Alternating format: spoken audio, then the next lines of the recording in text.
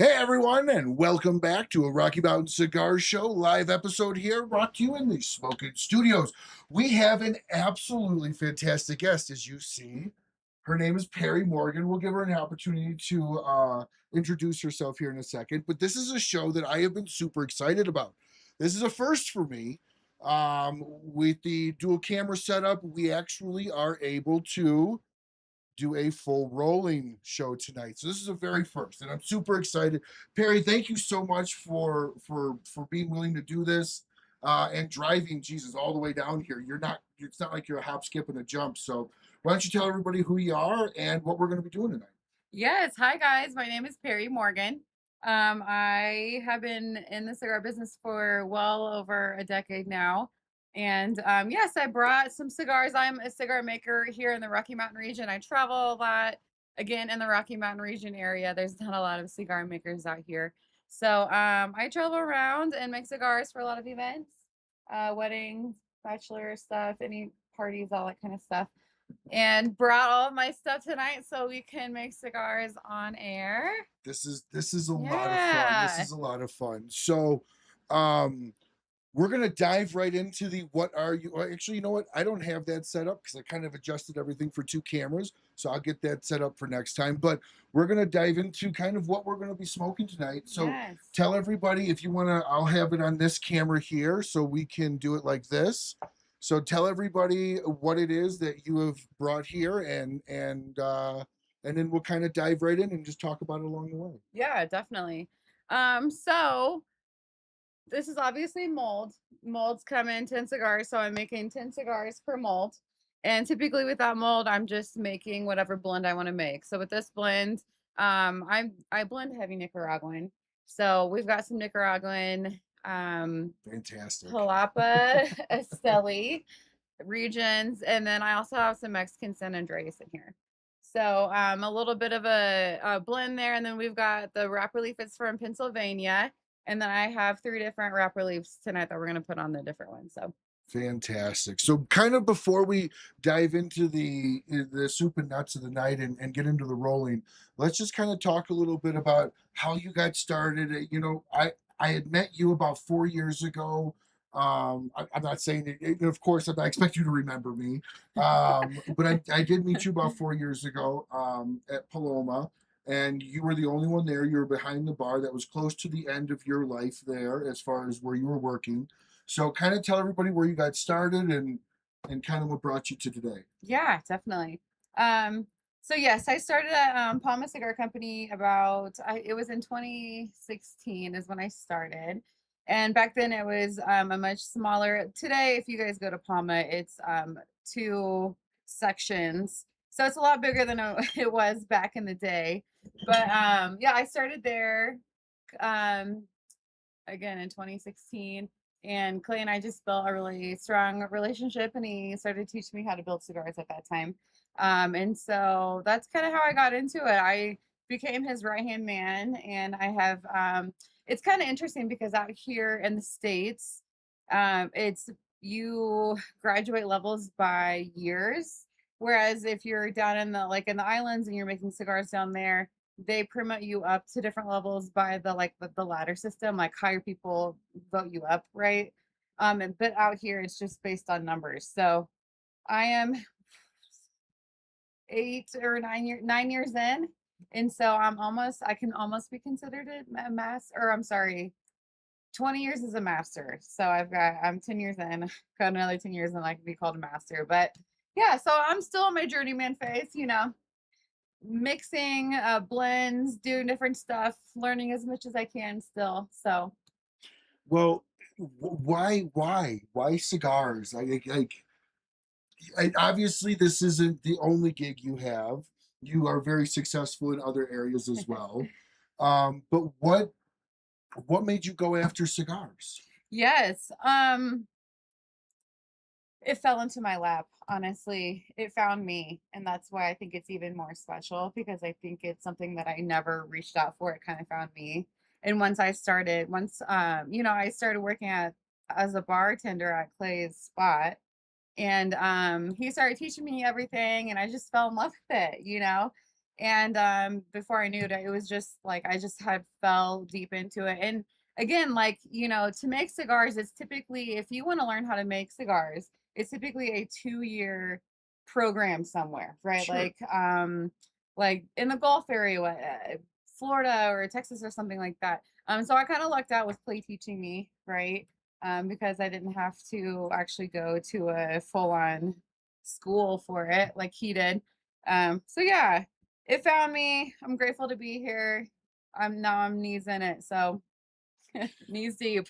So you've been doing this now for almost 10 years. So how many events are you doing? How much of your life is consumed with events and cigars and everything? Definitely. I am a real estate agent Sure. also. Um, I was gonna let you share that. I yeah. wasn't gonna say that. I do sell real estate also. But tobacco really is where my heart's at. Like I Sure. never see myself ever getting out of this. And so I would say when I first, I mean, I would honestly say it's about 50-50 right now. That's awesome. I don't have kids or anything like that, so I dedicate my life to my practices. Um, and so, yeah, I would say I do a lot of business actually with tobacco. I do, like I said, I do a lot of weddings and stuff like that. Like right now is busy season for a lot of events, Mhm. corporate events, parties, all the fun stuff. And I also sell my tobacco out of Casbar Yep. up in Lafayette. Yep. So Yep. Casbar is my home store as of right now. That's where I sell all of my tobacco out of. So I love Casbar. Yes. So if you're up in the is it Parker as well or just Lafayette? Just Lafayette. Okay. I actually am having a hard time trying to keep up with my demand, which is like I feel very Good blessed thing. for that. Yeah, like I have Absolutely. prayed for this, right? So yeah, it's just I can only do so much, Sure. right? So that's kind of where And I'm this at. has to be in your blood for you to want to do this, like, because this is not like an easy thing, right? Like you brought a box of stuff that you carry around in the sense of like it's setup time, it's actually like work in that sense.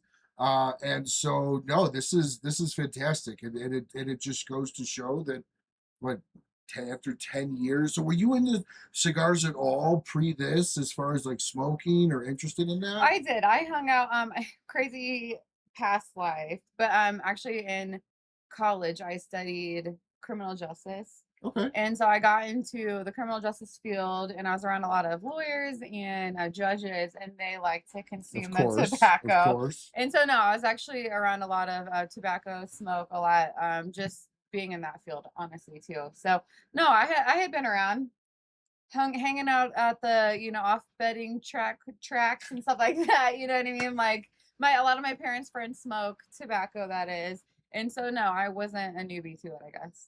Yeah, here in Colorado, we have to differentiate between smoking what you smoke. So tobacco, that is the differentiation as far as what we do here in Colorado. There you So go. I am super excited, and I'm super chomping at the bit to try one of your cigars. Yes. So let's show everybody here what it is that you are going to be doing.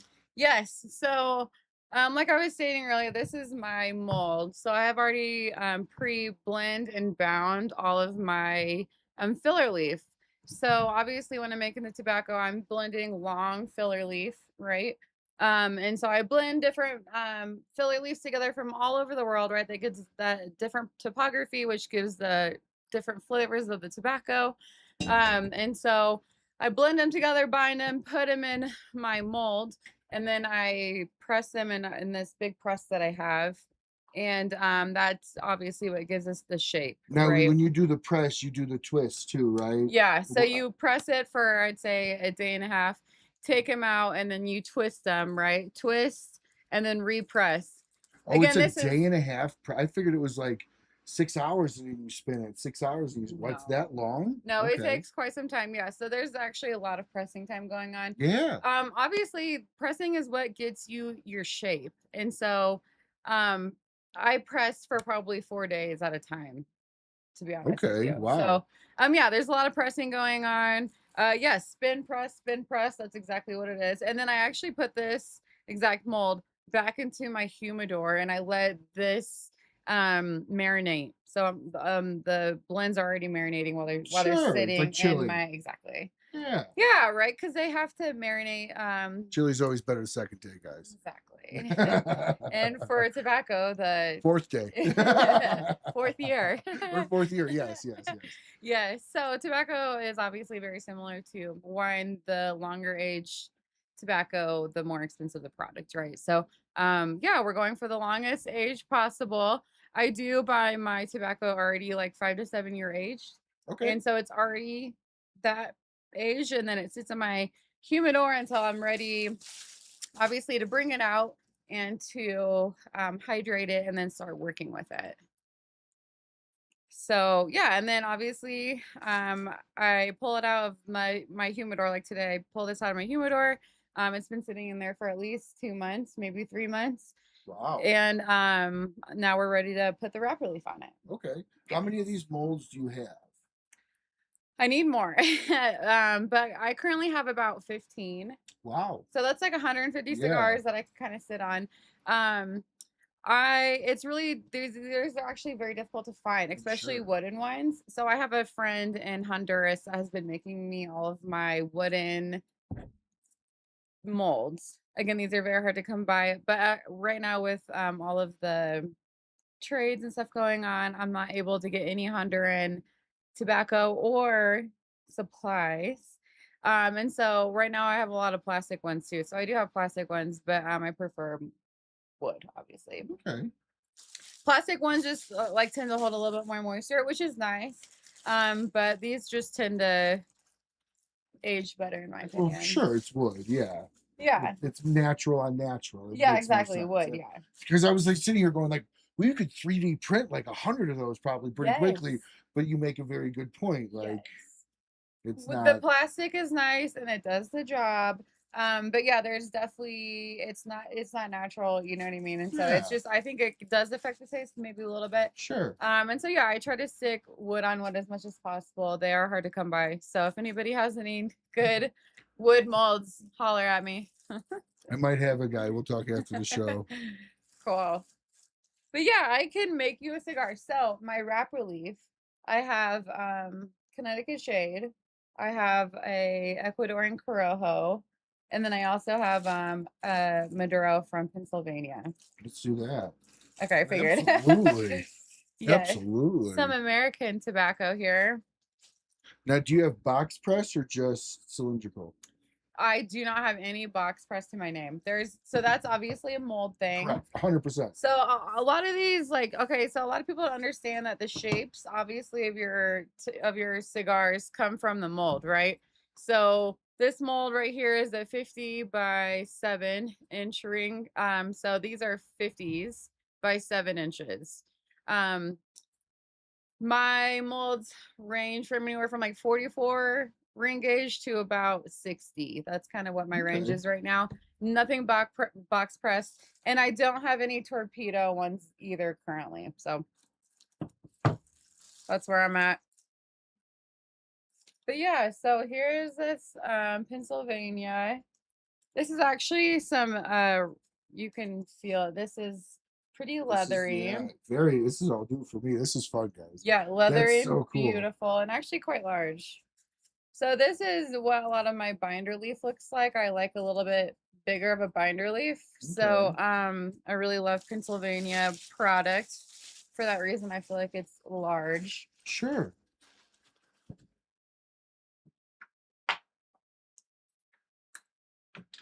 So many things here. That's the natural gum or glue? Yeah. Am I saying gum right? Yeah. It's like a pectin. Pectin, okay. Yeah, so it's like a vegetable starch without affecting the flavor. All right, and she's ripping across the vein down here. The main vein. So yes, the big vein right there in the middle. Obviously, you strip off. You can typically get 2, sometimes 4 if your leaf is big enough.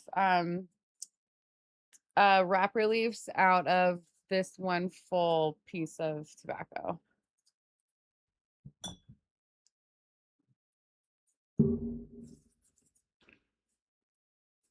All right. It is much more leathery than I expected. Very leathery. Did you guys just see that huge? The smell is amazing. Yeah, the smell is. Did you guys just see that huge rip I just put in there? So that's always an issue. I feel like Maduro tends to rip a little bit easier sometimes than some of the other tobacco. But it's interesting how every leaf is so different to work with. But yeah, so I am cutting against the vein. Obviously, I'm trying to cut in a pattern of the veins that I like. I'm gonna skip that big tear that I put in there right there. This is good. We get to see you under pressure. When I was newer, I would have thrown it away and started yes, over. yes, that's what I would do. But I'm past those days. Thank God.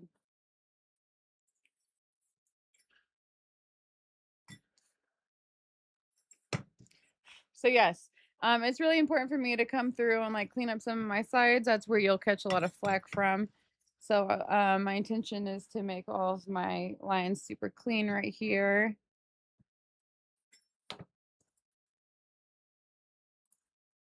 I obviously take one of my molds here. Which currently has a shaggy foot. Yes. So yes, and we cut that piece off, right? So that gets cut off, and then I roll from that end up. I was thinking the same thing, Tony, but I think she knows what she's doing. He said, "Watch your fingers." I was like, "Oh, I take mine right off. Are you kidding me? That thing looks sharp."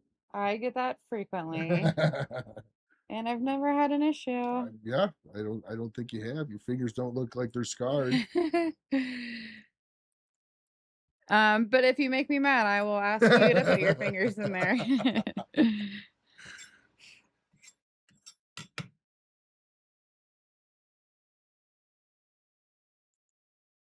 So yeah, if I'm making cigars for a bunch of drunk guys, I'll tell them that that's my saliva and sell it for more. I'd sell it for more. You know, people would absolutely 100% do that. I'm telling you, get a few drinks on the boys and they're weird. I don't even, I don't even want to know the things that you've heard, I'm sure. The one I get a lot is always the thigh one. I get a lot of the thigh. Do you roll it on your thigh? No, I don't. What do you do with the shaggy part that's cut off? Do you reuse it and make a mix filler? No, I don't. I do not use my cut-offs. Unfortunately, if I was in a factory, that's what they would take all of that extra and they would feed it in their machines and they make the small cigarillas out of those. Okay. Unfortunately, I don't have a machine or anything like that, and so it kind of goes just to waste on my end. Sometimes I actually do make blends out of them for my pipe smokers to smoke. Okay, And I makes do sense. sell that up at Casa bars and good blends too, obviously some good wrap relief in there. Oh, of course. I mean, it's all premium tobacco. It is. I have expensive And you can sell it at a reduced price just to recoup some of it back, very reduced price because I just want people to enjoy, this tobacco. It's fun. Again, we make good stuff. I do like to typically leave a shaggy foot on the end of my cigars. But this one didn't come out as pretty as that. It has to be a little prettier. So very nice. yeah. So that little piece I use with my copper cutter, that is the cap there, right here. So this is her band, everyone. If we can get that to zoom in, there we go. Yes, I should have new bands here soon. That's been a whole process trying to, getting cigar bands actually die cut and made, and that whole thing is a whole process. So been doing that for a while. There we go. Now, why not just give it to me without the cap? Why put the cap on it if you know I'm going to cut it off? Because that cap is what holds the entire cigar together. And that's exactly why you don't ever cut under the cap, because the cap is what holds that cigar together. It just wouldn't be finished. Oh, let me actually cut it for you. Oh, okay. Right. I'm looking forward to this. Yeah. All right. So here's what we're going to do, everyone. While I like this one, she's going to make one for herself as well. And then we're going to give away a 3-pack of her cigars. I don't know. Did you want to mail them out with anything, or did you want me to take care of that? Yeah, we can discuss that, I guess. Sure, no worries. So we're gonna do a little giveaway here. So I am going to let her kind of go through another cigar as she rolls it, and then I am going to jump off screen real quick, set up the giveaway, and I'll be right back in like 2 shakes. So Perry, if you would like, we'll set you up here, Woo. and you could do another cigar, and we'll have you here. And again, tell everybody what you're doing, talk everyone through it. This is awesome. Yeah, certainly. Yes. I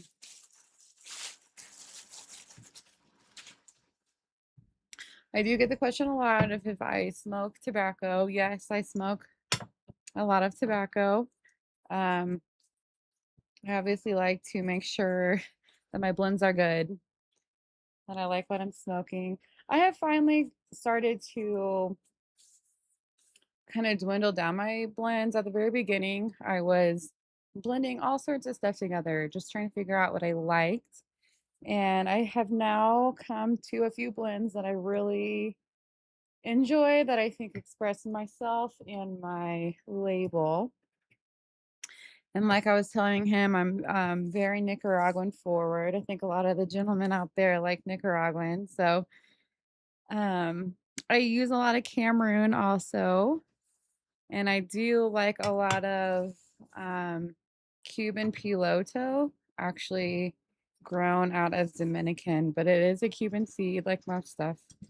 Um, it's a very spicy Cuban piloto from Cuba, which is again nice because a lot of Cuban tobacco isn't super spicy.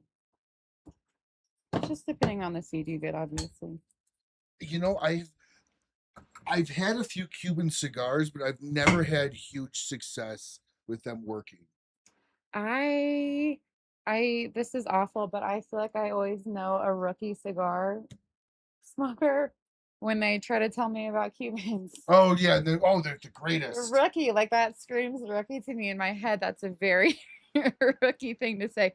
If you know, you know that their topography has been not great since Yeah, old boy took over, and so they never tilled their land or anything. A lot of the good tobacco is coming out of Dominican and Nicaraguan with Cuban seed, obviously. correct. But yeah, a lot of the good tobacco isn't even coming out of there. So No, and I've always been told by friends that do buy a lot that about 25% of the box is throwaway. yeah, In fact, my buddy unfortunately. said the only reason why he owns a perfect draw is for Cuban Oh, cigars. that's so funny. He's like, never in my life if I had to use one. But he goes, they're so expensive. He goes, I started using it about a quarter of all the Cuban cigars I've ever bought. That's not surprising. Does he buy them down in Mexico or? No, he does like Monte Fortuna and stuff like that, the online. Yeah, So they cut it open, they check. yeah, But I mean, they're not draw testing. yeah, yeah. You know, let me cut your cigars for you. Here's Too bad they're $80, not. right? Here's an $80 pre-cut cigar. Could you imagine? No.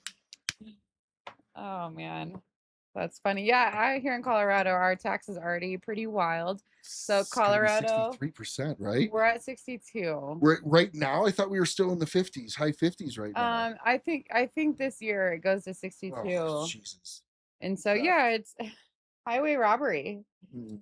So yeah, it's really difficult to make any type of profit out here with tobacco. So it's ridiculous. You can smoke a lot of stuff. Very good. Okay. Draws better than a Cuban.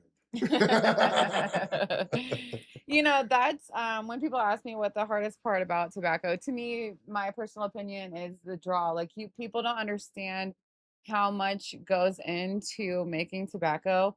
It takes me about, about an hour and a half every day to sit down and make 10. Sure. So I mean that's just the filler leaf, and that's not even prepping things. That's not getting anything hydrated, all that kind of stuff. So the construction is so important, and like construction, obviously, if you don't know how to make a good constructed cigar, your cigars aren't going to smoke, Oh right? no, it's not going to smoke good at all. And so I've of course have gone through my journeys of that. I'm very much like you guys are familiar, like I like a My Father cigar. I think that they have tighter, thicker tobacco. Sure. And I like that. I know it's very subjective. A lot of people like to test their like feel test their cigars, right? Whatever. Some people like it looser, some people like it a little firmer. I personally like myself firmer. And so I go for that when I'm making my tobacco. I like a firmer cigar. Sure. And so yeah, so obviously the construction can get Now interesting. that is picture perfect. Yes. Look at that. All right, let's see here. I do like to get fancy. We got a Oh, shag it's foot in and there. a pigtail. Look at that. Tied pigtail, not just a loop pigtail, but we got a tied pigtail. I don't know. Is it tied? Oh my gosh, it looked like you actually looped it around. I was gonna I say looped it a few times, but they do no, start like to you come did undone like them. Yeah, the pull tie. I no, was gonna say that is impressive, I but no, wish. that's really nice. No, that's awesome, beautiful. So the beautiful thing about pigtails as well is you can just twist them to go. You Yeah, don't need you the can. cutter, Yeah, you don't. so That you're is saving a everybody lot of the people don't know having to carry that. them around. People love I've a been at this for a good, little yeah. bit. So the little trick he's talking about, our pigtails are great because you should be able to just rip it off, Yep, and not have to use a cutter. So we do absolutely. love that. All right, everybody. So go ahead and type in. I was totally didn't mean to have my name up. All right, type in Perrie. He wants to win his own cigar. Right? Perrie in the chat. Perrie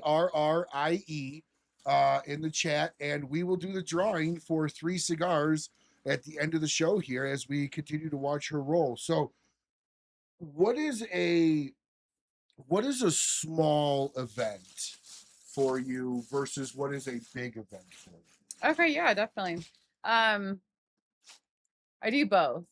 I've done events with 30 people and I've done events with 500 people. So typically my normal event is like 2 hours. I'll come and I'll bring my stuff, all of my equipment, and I will sit down and make cigars kind of like I'm doing now. For 2 hours, make about 30 cigars on site, and then you get your own private custom label actually. So you'll get your own like little label.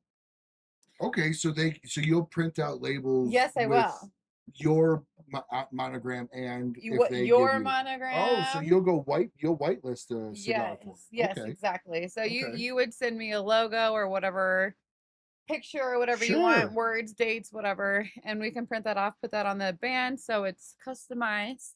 Fantastic. And then typically if it's a big event, typically how it goes is if I'm not spending more hours there, I'll just pre-make a bunch of cigars. So I will pre-hand make obviously all the cigars. Sure. And then I'll just bring them out and give them out. So like while I am making cigars, there's some to take also Sure. that are just, made previously. So then when somebody buys a package from you, you're obviously showing up with pre-made cigars. Yes. To an extent, To an right? extent. So that way people can start smoking and enjoying. Yes. And then you're rolling to catch up with orders throughout the night. Is that how that works? Typically I'll just sit down. And it takes me about 2 hours to make 25 to 30 cigars. So I'll just sit down. You guys have me there for whatever time, 6 to 8, and I will sit down and I'll make 25 to 30 cigars in that 6 to 8 time frame. And then like I said, yes, if you did want like 100 extra cigars, if there's I can only make 30. So if we want 130, I can always bring that extra, right? Sure. So yes, that's typically how it works. Pretty simple, but yeah, I would still sit there and just kind of make cigars, kind of like I'm doing now. Obviously, I'm an entertainer, so I'm able to make cigars and talk and explain what I'm doing and show people what's going on. I wouldn't be. I could barely talk and do much of things, so that's very impressive. I would be right. Very one track mind focus, but that's okay. I mean, how long did it take for you to be fluent in this? Yeah, totally. So like I said at the very beginning, it did take me a while, right? Because people are like, watching intensely about what you're doing. And at the very beginning, you still don't kind of really know what you're doing. And it's not until you obviously gain hours and practice that you get better with what's going on. But I would say it probably took me, I mean, it took me about a year to make a cigar that I could actually sell to people. So Wow. I'd probably say in that time frame, like 8 to 10 months ish. Okay. Yeah, a That's while. that's a long time People don't before understand you're that. They're even like, comfortable. yeah, they're like, can you, like, even my dad or my friends are always like, like, teach me how to make cigars, teach me how to make cigars. And it's just like, I don't, number one, don't have time. And two, I'm not gonna, that's quite the task there to teach somebody how to make cigars. You know, it's we all could think back of our youth because nobody does this anymore, but smoking joints. Oh, yeah. You know, it's always, or you see the guy putting tobacco on a paper and rolling it. It is not that remotely in that fashion. It actually requires you to not just have tobacco, but to have the filler, the binder style, and then the wrapper at the end. It's not just like it's not a quick thing. I don't think that people understand that. Well, obviously you do because you're kind of serious, right? So you know I how they're don't know made about and all that. that I'm kind of just a stuff. geek. But like a lot of people don't. They think they compare it to that. Yeah, And it's like they are so incomparable. You're totally. comparing like apples to oranges. Like these are not the same things at all. No. Um, it's very difficult like to actually put marijuana in here and like actually make it a Oh functioning, my gosh, you you know wouldn't what be I able to do mean? it because of how it is. I mean, Exactly. and that's the perception of, right? Like that's kind of Exactly. the stupid perception of cigars versus cigarettes or even marijuana. It's like Yes. it's not as you guys see here. Like this is a she's not even rolling a cigar to completion on day one. Cigar to completions on month four in some cases, probably longer potentially for some or shorter for others. But you're talking 100%. months of letting it sit and age and do it the right way. This isn't like a fly by night. I'm just gonna go make a Make cigar. me a Really, if it cigar. was that Yeah. easy, everybody Clint Eastwood would have did it in the movies. He wouldn't have bought one. He would have Okay. sat down there and just rolled it up and Absolutely, smoked it. absolutely. So like, so when we we comically say this, but when you're talking about a blunt or even comparing this to weed, like it's not even in the same fashion. Not at You all. can't take, I mean, you can, but it's a completely different process of rolling it and even cutting it to make it work. It's not feasible to even probably take dry and even throw it on it and just roll it like a wrapping paper, anyways. Like Once it dries out, it's bad. that's what I mean. Yeah. So like Yeah. it's not even the same, but yet in many ways it's often compared to in the same world of, and it's not fair. It's kind of a kick in the teeth for the artistry of it. I very much feel that way. And again, I think it just screams rookie when people compare it to that just because it's so different. Mhm. Like you said, it's like I cannot just sit down and make a cigar. It Mm-mm. takes months for me to, I'd say the fastest cigar I can make if I wasn't aging it, I could make it probably in like 8 days. But again, the art of it is the beauty, right? Yeah, because you're not there to bake it in 8 days. All cigars are handmade. Like these are 100%. all like truly delicate things. I don't want to be, and besides that, I mean, obviously then we get into the like, well, how many are pumping out a day? And like blah blah blah. Like how many can you do production? And it's like it's very much so not that for me. I really enjoy what I'm doing and I want to sit there and I want to enjoy myself. You know what I mean? Sure. I speak a lot of love over my cigars when I'm making them. You know what I mean? So Mhm. they're definitely not coming from a fast push out product kind of way. They're definitely coming from love. So I always say my cigars are made with love, and I truly mean that. And again, like when you listen to you talk about it, the fact that it's 4 months. I mean, I can't wait to give somebody a present Yeah. when I have it. Like that's like one of the what I say it's a flaw. I'm sure I have many others, but like that's something like I have a hard time, let alone sitting on something for 4 months going, I can't even touch it. It's not even completed yet. And you got to do it for 150. Yeah. at a time that Yes. you can't. And then, so do you stagger out your stuff? So you go 1 week, this is done, next week, this is done, or do you kind of, does that make sense what I'm asking? Or do Like you clear different them at blend once? wise or what? No. So like if you're doing all 15 trays in one blend, Yeah. do you do all 15 trays in one day, get them aging so that way you could roll all 150 at one time, or do you like stagger them out? Does that make So, sense? yeah, definitely. No, I do not make 100. I cannot make 150 cigars in one day. That is absolutely insane. That's insanity. I'll typically make like one mold a day. Again, I have a second job. So I'll make a mold a day, which is 10, or if I'm lucky and have time, I can make two, which is 20. So I try to sit down and make about set like one a day, which is 70 cigars a week, right? If I'm lucky, I can pump out a second one, but for the most part, I'm making about 76 a week. It should be Wow. more, but I'm running two businesses, you know No, what I mean? absolutely. That's kind of where I'm at. And But it shows how much you love it, the fact that you're still finding all this, you're finding the extra time to do it. It's yes, not like you have the extra time laying around. and I You're love finding the it. time to do it. Yeah, 100%. And I love it. You know, like I get up and I work my first job in the morning and then in the evenings I come home and I make cigars. And so yeah, I do. I truly do love it. I just obviously longer I've been making cigars, I get better and better and I just like where I'm at now, I am very happy with my cigar making. And so I'm glad I haven't given up, over this time frame, because it took a lot to get here, right? Going out on my own was a little difficult. I had to acquire all the supplies for it, which is a lot. And it's not Um, cheap. it's It's not, handmade. and I obviously front a lot of it to make it right. And so, yeah, it was meant to be. I'm really grateful to be kind of where I'm at. So, Well, it's awesome. So, Alex, uh,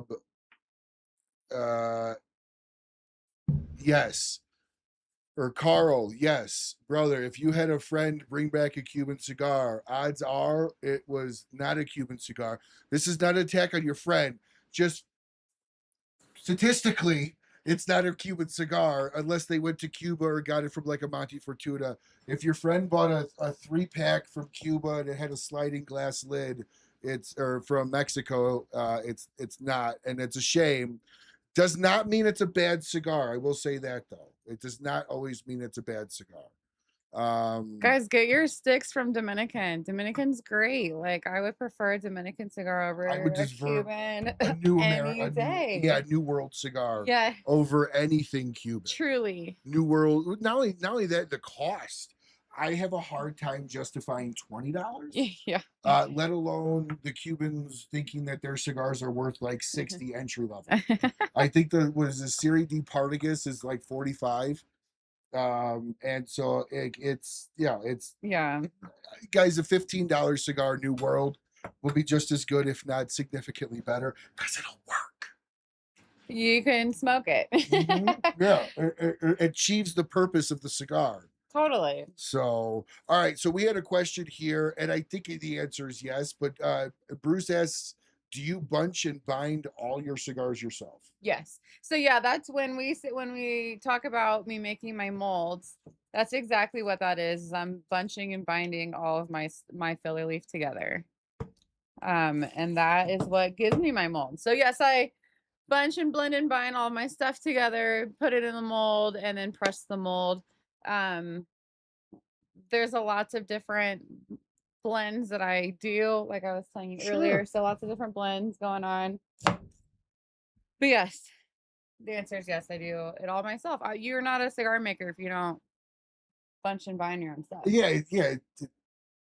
It's like finishing the end product You without can't, doing yeah, it. I can't just put the wrapper leaf on. I have to Well, who know would how you to get to make the do filler it? leaf, And right? Tony's not doing it for you. He doesn't know how to do that. It's interesting because people, like when I watch other cigar makers make cigar, people are taught different ways to bunch and bind. Some people like will put the tobacco in loops. I fan mine, so I've seen Okay, like so you do the accordion I versus fan the the tubes. What's looping. the tubes called? Kristoff does it. Oh my which gosh. is pretty cool to watch them twist that like that is impressive. Yeah. I fan mine. That's how I was taught. Which It's it doesn't make it, natural. and it It doesn't make a doesn't. difference. It makes a difference, if anything. Entubado, that's what it's called. Entubado, where you make the Yes. tubes. Yeah. Like, I can't believe I pulled that out of my head.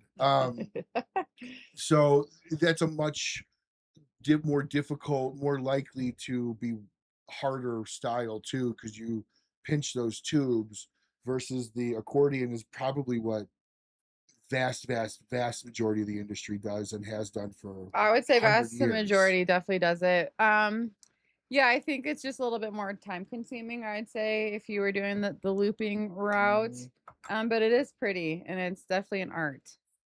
It And that's is. what it's all about, right? Like we're smoking people's art. Absolutely. So And that's what people really kind of need to understand when it comes. Oh, did you need another little pour of Hidden Barn?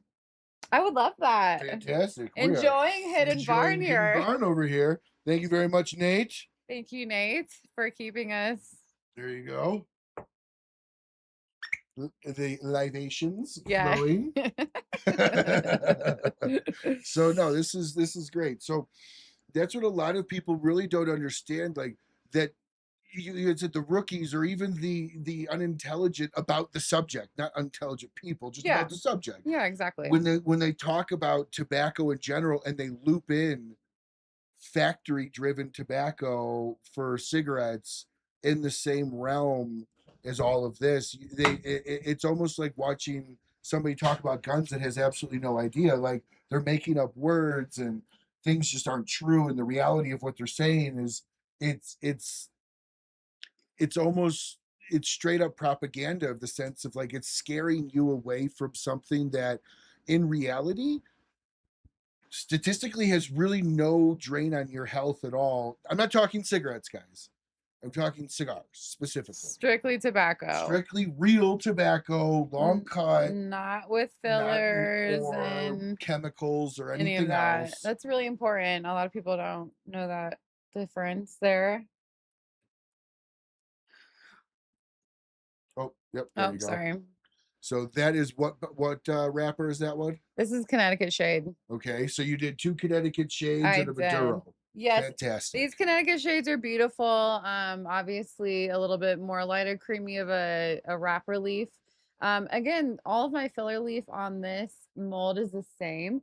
And so a lot of the strength you get from your filler leaf, right? So the strength on most of these are going to be the same. It's just going to be the difference of the wrapper leaf. I would put these in the medium category. So yeah, so medium with Connecticut Shade, medium with Maduro. So Fantastic. what do you think smoking one of my fresh cigars off the, is it a big difference? Like, how do you feel? I would say it's a difference, but it's fresh. Like, it has a different overall feel to it. The Mm-hmm. mouth feels a little bit more a little bit thicker, I think, on the smoke. It's definitely it's got a really good chewy texture to it. As far as the flavor profile, it's got a really nice sweetness coming off of the Maduro. I'm getting a little bit of kind of like a cinnamon, a little bit of a leathery note coming in. A small amount of like a baking spice. Overall, it's very, very good. It's drawing perfectly. No issues. I mean, I would say, I would be curious to think what this tastes like in 3 months in the humidor as Mm-hmm. it's fully completed. Mm-hmm. Um, but I think I'm getting a lot of the wrapper right now coming through, a little bit more of a sweetness than maybe I would get in a few months when it kind of settles in. Mm-hmm. That wrapper's obviously very fresh and hasn't melted, so it's a little bit more. I think I'm getting a little bit more out of it. Yes. But that's the beauty of cigars; it's so subjective. It is. It's so subjective. And I always say that because a lot of my people, a lot of my clients like, Talking to it. it's also, fresh. So that's another piece of it being so fresh. So that's what I was saying. Like I have a lot of clients that like their tobacco, their smokes right off of the press. They like it fresh. They like that flavor. They like the taste. They like just the way it Very good. smokes. And then I also have, people that Gotta let smoke it a lot. rest. Yeah, and so I get it both ways. I personally would probably put it back in the humidor myself. But I mean, you can smoke them. You know what I mean? Like they're ready to smoke. So, and I, even if you let them sit for 10 minutes, it makes a bit sure. of a difference. But Yeah, I yeah, was unwilling to let that yeah. happen. Good. We Yeah, smoke absolutely. it. Hey, smoke them if you got them. No, it's fantastic. I'm actually really I've never had one this fresh. Like I haven't. Like off the Um, press, yeah, where right literally you here. did the binder or you did Hmm. the wrapper and I'm lighting Yeah, it. which is cool. And so it definitely goes out a little bit more, but Uh-huh. that doesn't bother me at all. I'm not one of those crazy purists. Oh, once it goes out, it's out. No, get out of here. I'll smoke it hours after it My goes. stuff stays very well lit. But yes, it's if it's newly made, obviously. It's just because I hydrate the leaf the day I work with it. And so my leaf is when you get the leaf, we live here in Colorado, so it is Dries out. so dry here. And Yep. so it's such a difficult thing for me to keep all of my tobacco any type of moisturized. And so I hydrate it the day of, and then I start working with it. And so what he's smoking, I mean, my leaf is still a little wet, right? And so that's just the way it is out here. And you If know I what? let it sit outside for like if I let this sit like this in 5 minutes, it'll be crusty and crumbly. Oh yeah. No, and it doesn't bother me. It's a different smoking experience, right? Yeah, And it's not definitely. a it's not It's a different. it's not like an annoyance one by any means. I don't mind relighting it. The profile of it is very good. And again, I'm loving the retrohale. The pepper on the retrohale is really nice. It's not like knock your socks off, blowing your nasal cavities away. It's really, really good. And I was expecting a little bit more pepper, to be honest, with a little bit wetter wrapper. And actually a little bit, as far as does that kind of make sense as far as my anticipation? I would the A little would the heavier. would it be this heavy if you let it sit for a month or so in the humidor? I think it, I think it depends on the topography that it's grown. Um, because different areas give different flavors and reactions to different tobacco, right? Um, but yeah, I think a little bit wetter, it would bring out a little bit darker of profile possibly.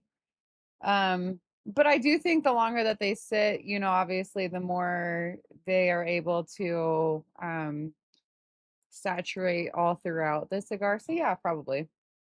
So Ish, just to let you know, there's no hashtag in front of Perry. It's just Perry.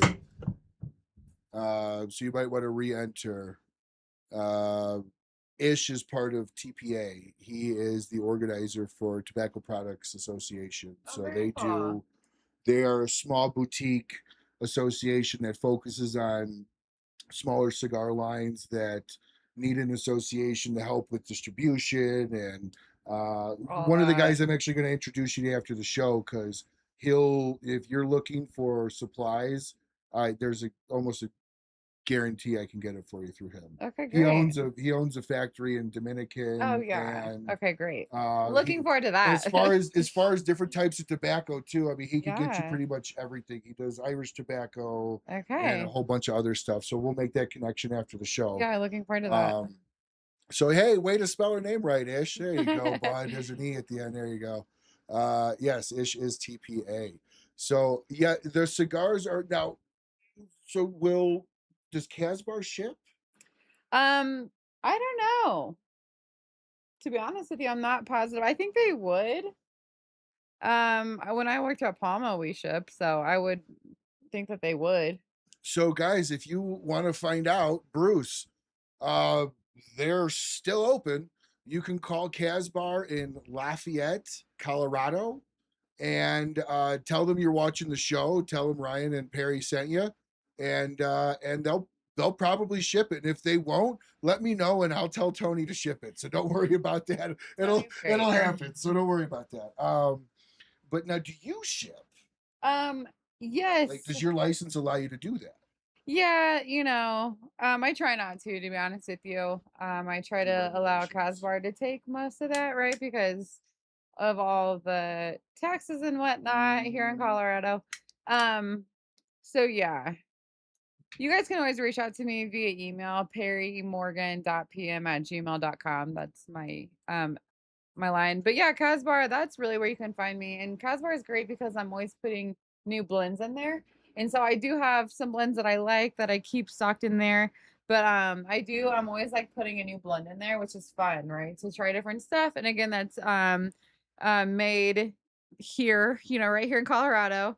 So yeah, check out Casbar. I restock them pretty frequently. I'd say like once or twice every, once a month is what my goal is. So Now, if they wanted to place an order with Casbar and like pre-order some cigars from you, is that something where like if somebody wanted to buy a box worth that they didn't have, could they say, "Hey, can you let Perry know I'd like to get a box of this, or a five pack, a five blah of blah this?" blah. And Yeah. so, like, is that something that you would consider doing, is taking orders? Yeah, definitely. I definitely take orders.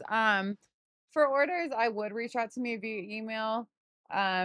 Specifically if it's like 20 or more. If it's under 20, I would definitely go to Casbar.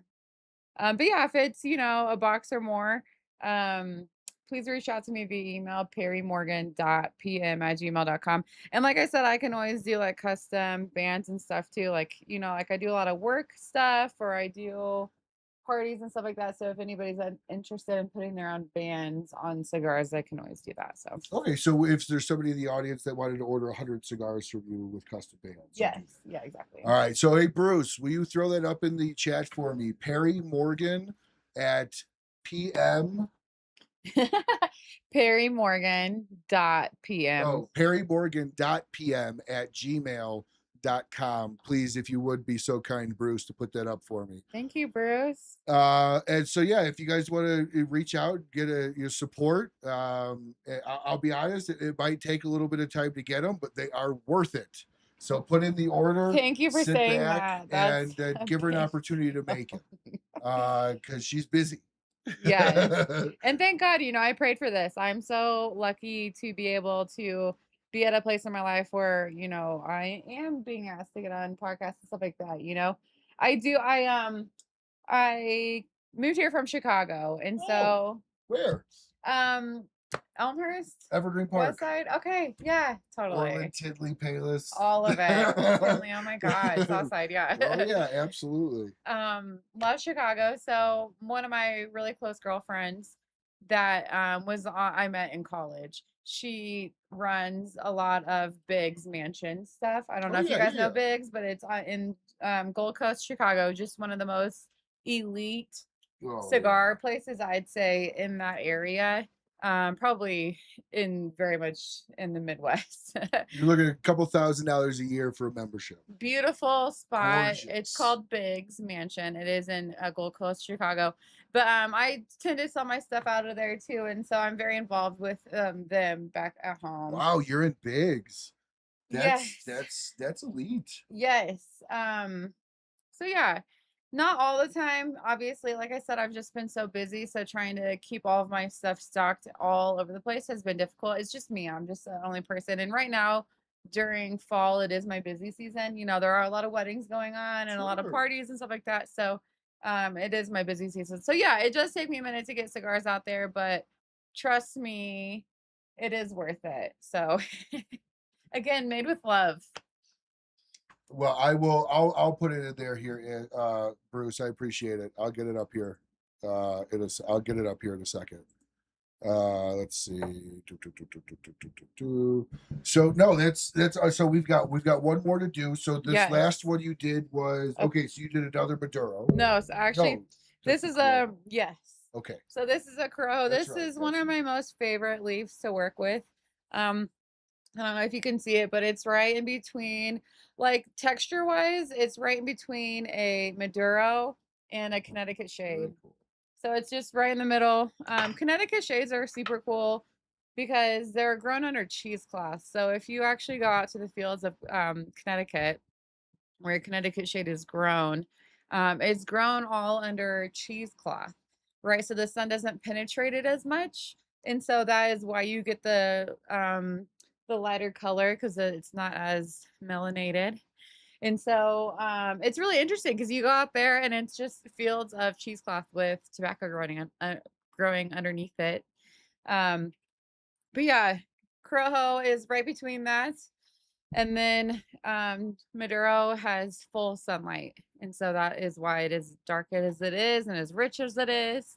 And so tobacco is so cool. Again, I feel like I compare it so much to wine because the different regions are what gives tobacco its different tastes and properties and all that kind of stuff from different areas.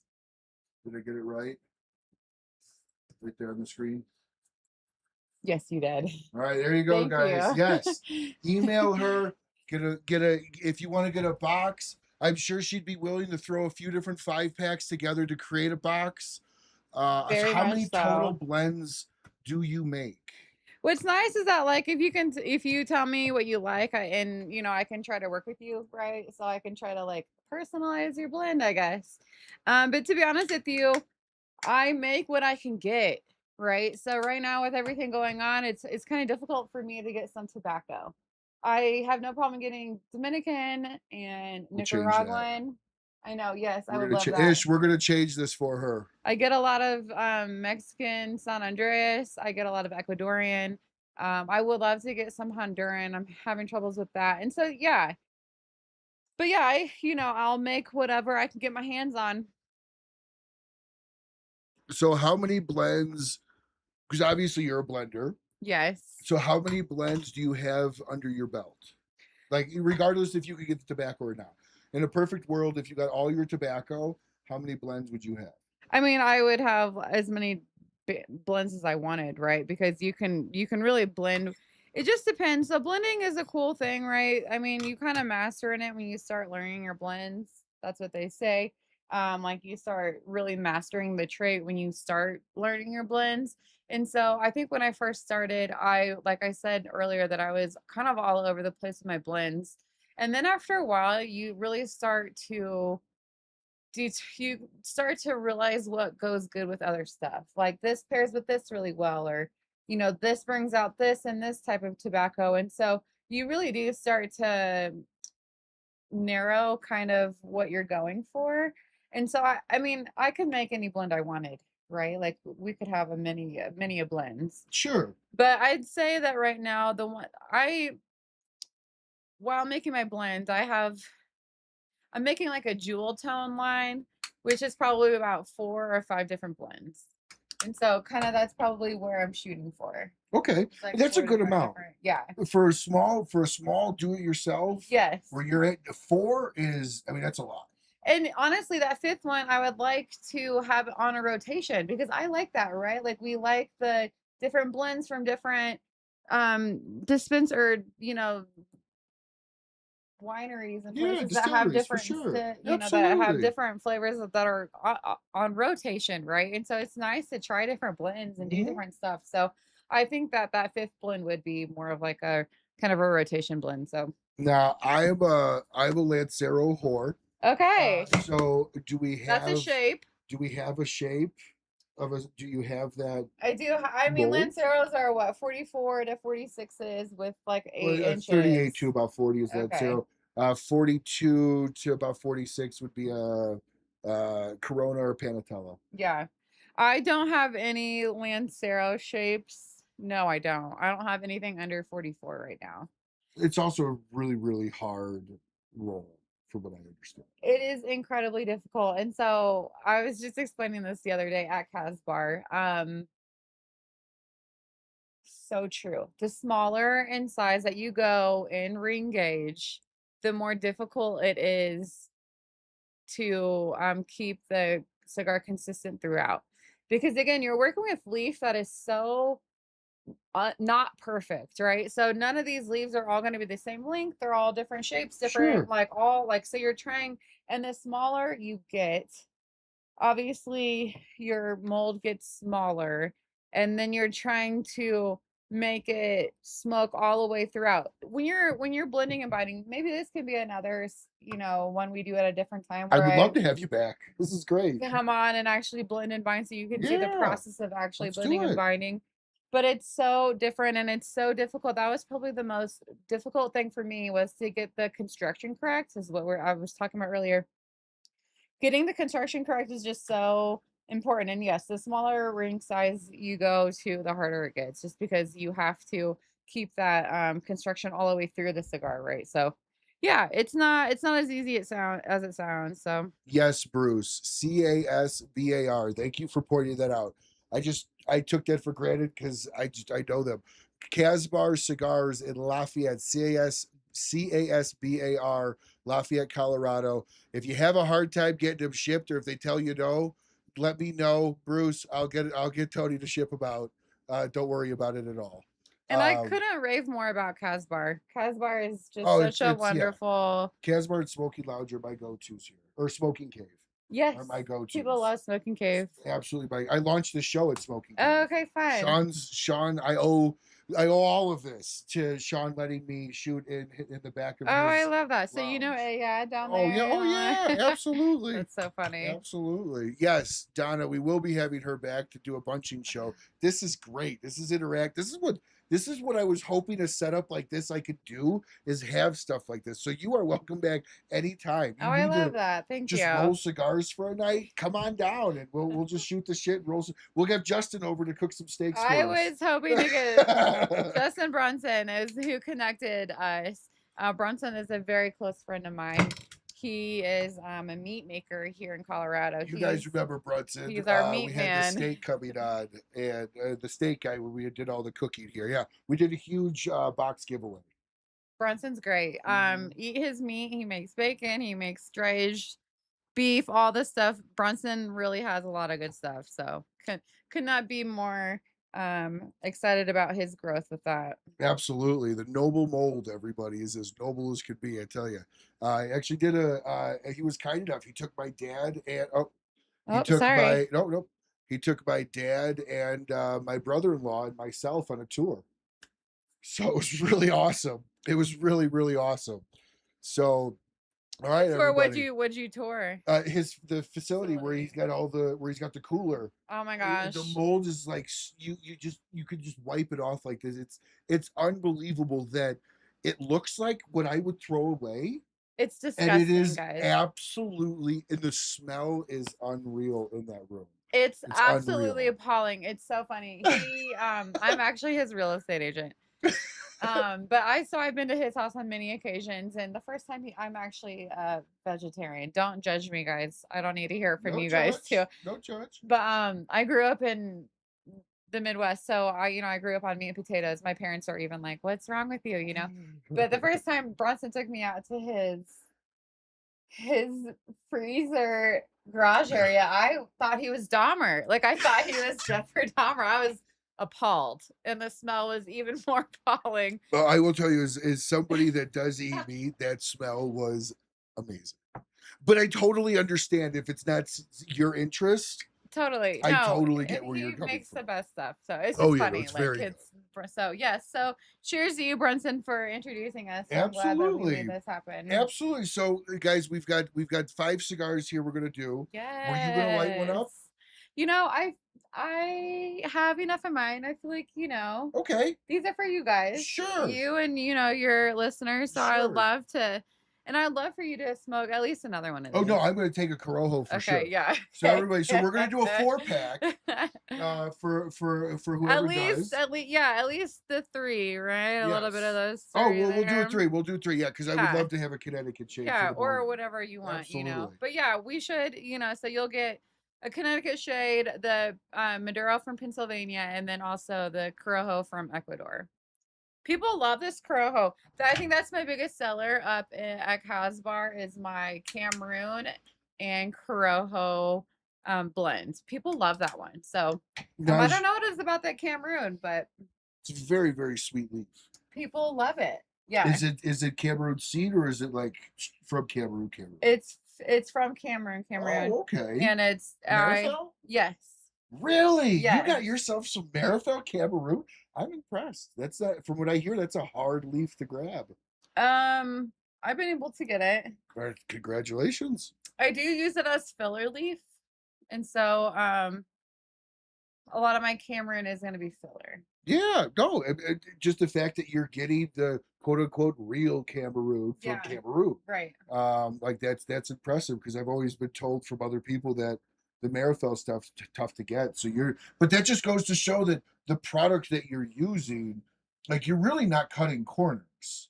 Like you are seeking out the fact that you seeked out Marifel. It would be world renowned for their Cameroon. Like that's what you're using, even if it's filler, that's what your filler's using, like good ingredients within your cigars. Very, Yeah. very well. Yeah. It is expensive. I Hmm. will say that.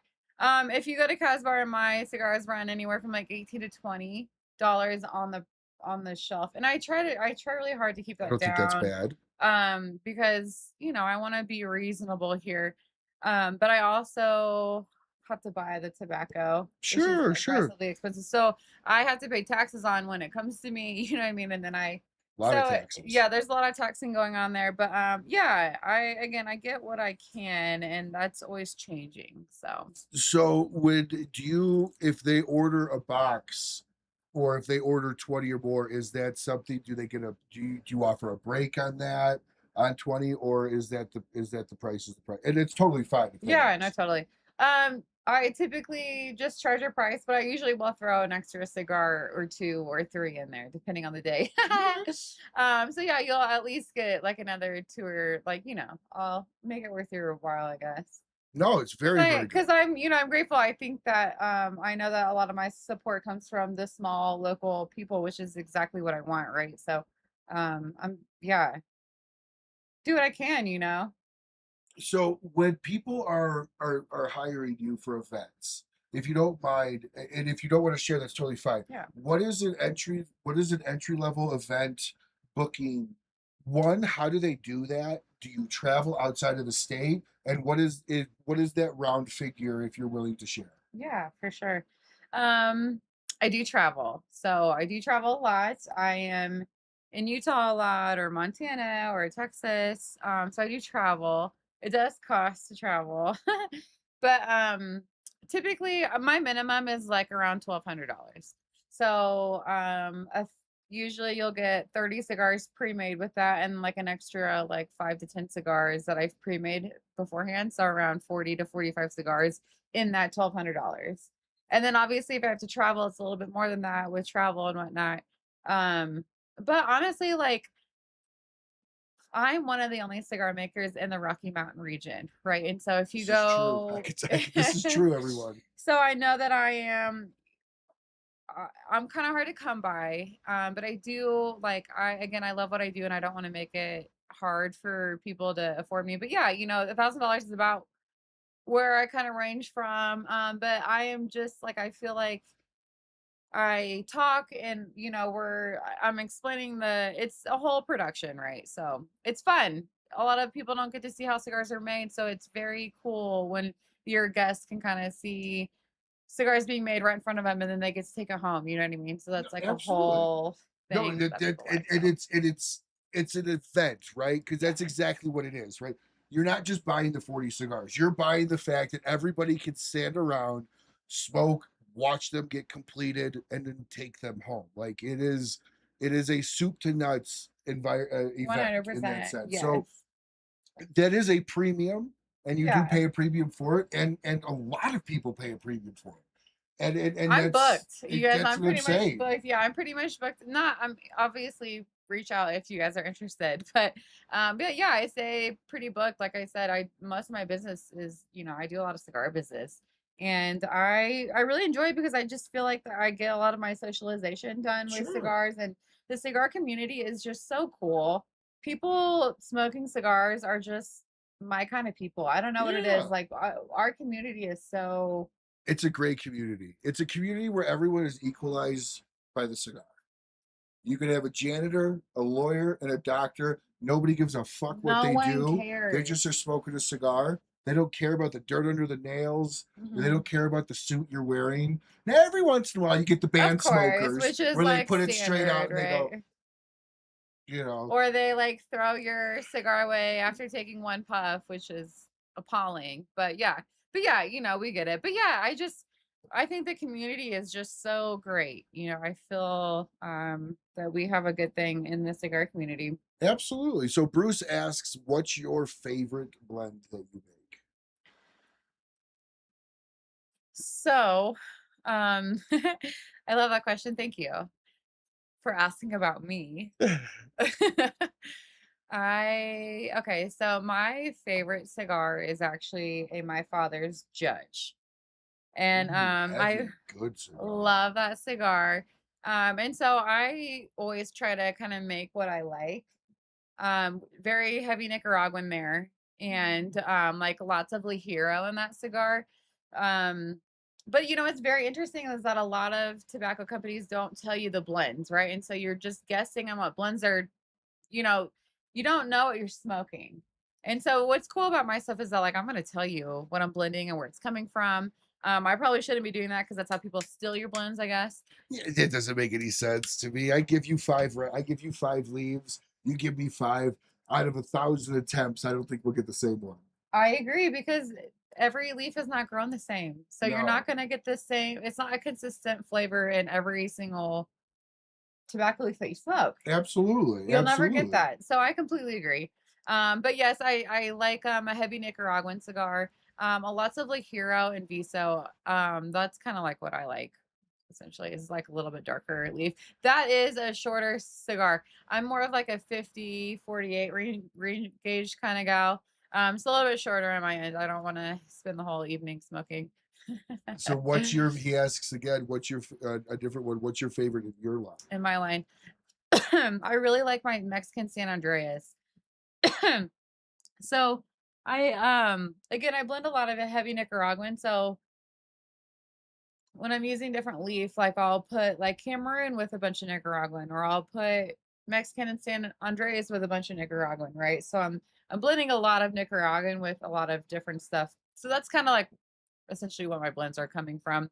And I do like Mexican San Andreas. It's coming from the volcano region over there, which is just so potent and a lot of flavors. And they have filler leaf and wrapper leaf. So I like that. I like to blend it with Mexican, or I'm sorry, with Nicaraguan, and then put the Mexican San Andreas wrapper on it. The wrapper is beautiful.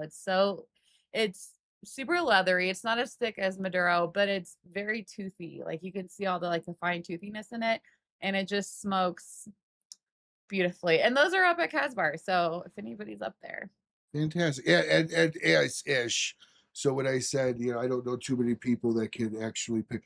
Ish is one of those people that, yeah, we gave him a cigar. He literally just hit the market, and he smoked about a quarter of it.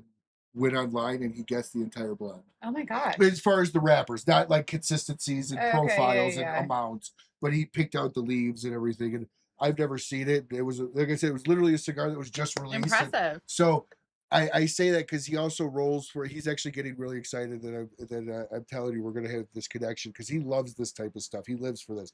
He rolls for like over 150 brands Oh wow. in his factory. So he is a cigar maker also. Oh my gosh, huge. Okay, Yeah. wonderful. Oh, I love that. Like Cigar Clowns. Have you ever heard of Cigar No, Clowns? I haven't. Hayes But I've Gray, seen this, BAMF. so Yeah, like he okay. rolls for, like I said, Is he here in Colorado? he's in Florida. Okay, yeah. Yeah, he's the Standard. Spanish Jesus. He's got hair Okay. down to here, I would and love because I'm still I'm not I wouldn't say I'm a rookie, but I'm always learning. You know what I mean? Like it's fun to learn from different people. So I would love any connections that you have. he rolls out of his house, and he makes one that's called the Muffler, Hmm.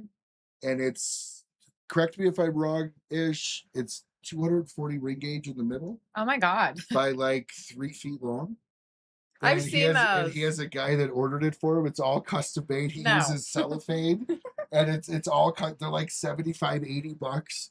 And he had a guy smoke it, sent him hour by hour shots. He smoked it in about 4 hours. 4 hours. And he didn't smoke another. And you look at the timestamps of the video, the pictures. It's about 4.5 hours. And he said he didn't smoke a cigar for over a month and a half He after was that. smoked out. He was just smoked out. So we'll definitely make that connection because I think for somebody like you, that would be a good resource at getting stuff and maybe helping you get to that additional level with having a little bit more ready source of getting more molds and Very open to it. tobacco and Always stuff looking like for new that? possibilities, especially Dominican people.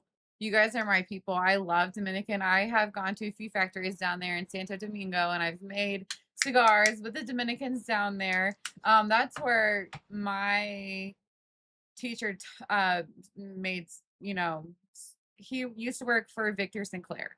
So Clay used to work at Yeah. Victor Sinclair, which is down in Santiago. And so yeah, Dominican is very close to my heart there in that way because I feel like I've done a lot of growing up with Dominican. So And he's an importer exporter too. So if you ever needed somebody to help pre-roll a few before you got into an event, that might be an avenue for you too. that would be Because great. he's soup to nuts. Start I to am finish. behind, we'll say So that. well, so where do you, so we have a question here from Bruce. Do you ever see yourself leaving real estate for this, or do you see this as more of like a just a love and a hobby you're going to continue on? Does that make sense? Yeah, oh yeah, no, that makes, I get this question a lot. And I'm kind of torn, honestly. I feel very lucky to be able to be doing two things that I really, really, really, really enjoy. So real estate, I grew up in real estate. My parents, my dad was a flipper, has kind of flipped and fixed his whole life. And my mom has, been good at designing and stuff like that. So I've always been in that real estate space. I think it comes from my family. And I just love real estate. I enjoy what I do there. I love my space in that community. But I also really love tobacco, and I feel like my creativeness comes through this. I feel like I'm a very super artsy person, and I have never really, like, I'm good at art, I guess, but I've never really, like, I don't sit down and paint, right? So this is kind of like my artistic outlet that really brings me home. And so I don't know. I feel really happy where I'm at 50-50. To be honest with you, I'm even more lucky because I feel like sometimes sometimes I'm more real estate and less cigars, and then other times of the year I'm heavy cigar and less real estate, right? So it kind of goes back and forth. Um, I don't think I'll ever drop either one. No. No. I mean, I've made cigars for some of the most top elite people. Like I've been Well, making like a can you lot of share? celebrities. Yeah. Um, Because that's bragging rights, right? Like yeah. that's cred within the world to say you made cigars for some of the quote unquote elite people. It's interesting because it's like it's just become so second nature to me that I almost forget. But I've made some cigars for pretty intense people, like Cedric the Entertainer, made him Really? cigars. I mean, I send him cigars pretty regularly. Really? So again, that's huge. He's my dude. That Yeah. that's huge because that's again as somebody with all the money in the world that could literally go to anywhere. Like that's got to make you feel good that he's like, "Yeah, I'm gonna spend my money with you." Yeah. Yeah, and he's super cool and helps out on a lady. Um but let's see, I've made some cigars for like some of these NASCAR drivers. I just did a NASCAR driver's wedding last 2 years. It's awesome. Yeah, where I'm being placed. I've made cigars for a lot of our sports teams, the Broncos, the Really? Avalanche, the Nuggets. I've been making cigars for the Nuggets for a while. So you're no like this is like I didn't realize you were on that level. Like Yeah. going, those are huge accounts. Well, again, it's not. I think a lot. Another piece about the cigar community. I hate to say this, but like a lot of people that have money are smoking cigars. I was actually just at Michael Jordan's house last year making cigars. My Name girlfriend. drop. No, she just says It it takes me casually. a No, she minute says to it like catch casually. up. She doesn't care. Yeah, I was just over at Michael Jordan's house, last year. It makes it sound like you go there yearly. Again, it takes me a minute because it's like it's been so long. I've been making cigars for people like this, and it's like Not the Chicago house. yes, the Chicago house. So yes, my Really? girlfriend that again works at 23 on Biggs the is gate. the one. That's the house. Yes, she's been That's trying to sell it for a long time. It sold. Oh, it did finally Yes, so sell. I actually knew I knew the realtor that was selling that house.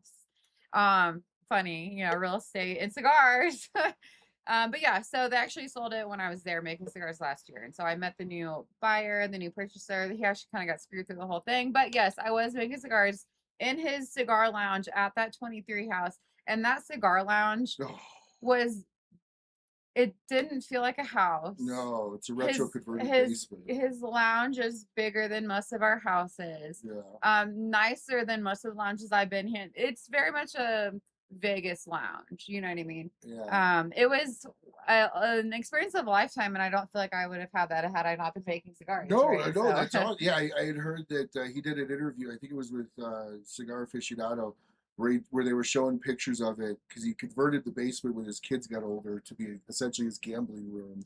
he still And has a full lounge, gym down and there, and lounge, he, yeah. yeah, I mean, he has it all. Like there's his house didn't feel like a house. Well, they said a guy comes in and curates his humidor for him. That he just sees what's low and just orders and comes in and stocks it for him. And It's everything. immaculate. I like want to pull up my pictures because I You got are more up. than welcome. I like got so many pictures up there that I actually wasn't permitted to get, right. I wasn't allowed to, but because I had known the real estate agent, she let us get in there. But definitely an experience of a lifetime. Like I go to like Aspen, we do a lot of cigar events in Aspen, which there's always a lot of people up there smoking, Huge, Vail, all that stuff. So yeah, I will never stop making cigars. I don't think I'll ever leave real estate either though. So funny story about Aspen. When I first moved, or when we came here, when my ex and I came here on our honeymoon, we decided we were going to be in Breckenridge, and we were like, oh, we're going to Aspen. Let's watch Dumb and Dumber because it's funny. Aspen, right? Of course, Not a single scene was filmed in Aspen. Yeah, It was all in Breckenridge. So as they're coming up, we're like, "There's the shirt off my back store. Is that there's the bank?" Oh, and so I looked it up. Not a single scene. It was Park City, Utah, I and didn't know that. Breckenridge. Interesting. Not a single shot was Aspen. I mean, the house. that tracks though. Yeah, the wealthy house where the Lamborghinis were. Yeah. That was Park City, Utah, and then everything else. The Samsonite scene where you throw that was all right there at the stream in Breckenridge. None of it was filmed in Aspen. Poor Breck did not get any. No, they got no love. And it was kind of like a kick in the teeth. So we went there. I was like, oh, I was super excited. It still was gorgeous, but I was expecting it to look like the movie. But you were already there. You were already living there. We were in Breckenridge when we watched it. So we saw, we were there you in the were movie. there. But it was like a little bit of a throw off. Like they just lie to you in the movies. Like it had nothing to do with Aspen. What the hell? and the snow scene, there was the Breckenridge Mountain. Right. I'm a little upset with Aspen because Aspen got rid of their only cigar bar there too 2 years ago. And it's just a sad place. That place was always popping when I was there. So a little sad about that. Colorado is just really getting the bad side of the stick on the tobacco. Yes. They are really trying to outlaw it here in Colorado. Generationally. It's awful. So anything that we can do to support tobacco. I mean, listen, you guys, tobacco takes precedent over anything, in my opinion. You know what I mean? Like over cigarettes. Obviously, we can't even compare vaping. What is that? You know, same thing. I feel the same way. Like, this is awful, but like you can smoke meth here in Colorado, but we can't smoke tobacco. You can take mushrooms in Denver. You can buy mushrooms in the store. We're not talking morels or portobellos, everybody. We're not. We're talking about magic ones. Magic mushrooms. You can now buy here in Colorado, but guess what? They're trying to take this away. Tobacco. It just makes no sense to me. That's for some reason that pulls up like something like there's something more in it. I've seen a lot of things about tobacco being a lot more pure tobacco. That is, people. It's more nutrient dense than we think it is, and so I don't think it is what we think, or what Big Pharma tells us what it is. Well, they actually showed during COVID, if you remember, the people that were smokers. Okay, you felt COVID. Okay. I was. And that was actually studies. That was a few studies that actually showed that. There's this one specific guy, I forget his name, but he is very much on the tobacco journey that did these studies. And so I'm glad that you saw that too. I'm a geek. The tobacco community got through that easy, right? Right? We were, it just goes to show the drinkers and the smokers typically, I guess, live longer. Because you do see like the cigar smoker, there was an old black guy that was like 105 years old. He lit his cigars off of the stove smoked like 3 or 4 a day. Lived to 115. Is that what it was? I He don't was know, super but old. He was well over 100. people, Clay Carlton, the gentleman that taught me that I just love dearly, he's older and he looks so good for his age. And people are always asking, like, what is it, Clay? You know, and he's like, it's tobacco, you guys. Like, Oh I'm yeah. smoking tobacco. Was it Patron lived to 98 or 99, and God, he probably smoked in his heyday 10 a day. You It could think, be you way know? worse, guys. We could be doing way worse things. I think tobacco is okay. So I want to kind of ask you because you had touched on it a little bit ago when you had said it helps beat a girl. Um, how has that experience been with you? Because you see, okay, cigars for a long time, even in the 50s, 60s cartoons, were always the bad guy. Was the Disney. Yeah. Who's the Disney, the big mouse that always goes after That Mickey? has Yeah, that the has He's like the jazz Pete. cats. Pete. Okay, yeah. Pete. I know because I have a 5-year-old, so I'm used to the Disney stuff. He's always had a cigar in his mouth, always until about 10 minutes ago.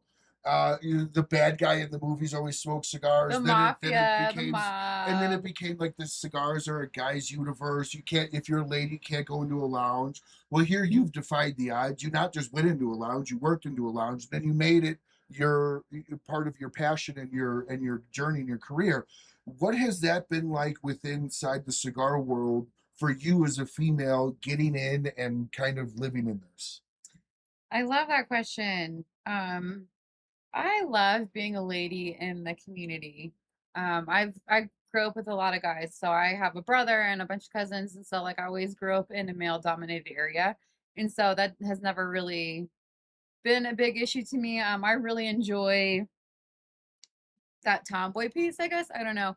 But I will say it does take a minute to get to a place where people respect your opinion, especially as a young lady. When I was working at Palma, oh my gosh, people would look at me like I had no idea what I was talking about. People would laugh at me, right? They had no idea I've been that I smoking was for making longer than cigars. you've been alive, sweetie, Yeah, or whatever. Probably all of that. some condescending. All of You're like, that. listen. I mean, come on, you had And you to. just smile and eat it, right? Because that's what you do. But yeah, so yeah, I think it has been kind of like an experience to kind of get where I was at. I think when I was working at Palma, I was definitely dealing with a lot more of that backlash because a lot of people didn't really realize that I knew what I was talking about. But I think once you put the time in and you get through it, and obviously now I'm making cigars and people, that puts me on a different level. So that's helpful, but So something tells me your personality is that I'll give it back to you if you give it to me too, very much which so. is because you're Chicago, so I know our own, right? I'm the exact same way. Like Yeah, I'm friendly until you give it to me, and then I'll be friendly, but I'll give it to you back. So, definitely.